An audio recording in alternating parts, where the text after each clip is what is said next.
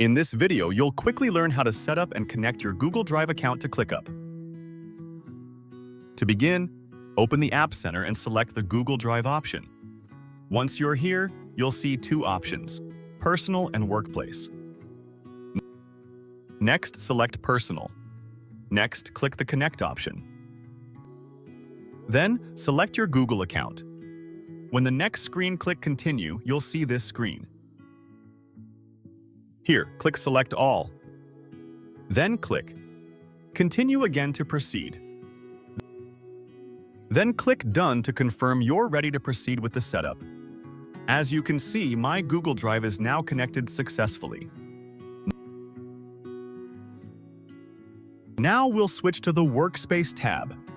Here, we'll also connect Google Drive. To click the Connect option, then select your Google account and then click Continue, and again click Continue.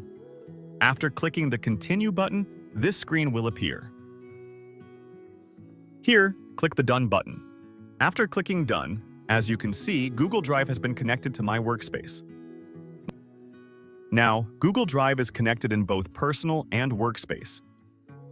You've now successfully integrated Google Drive with Clickup.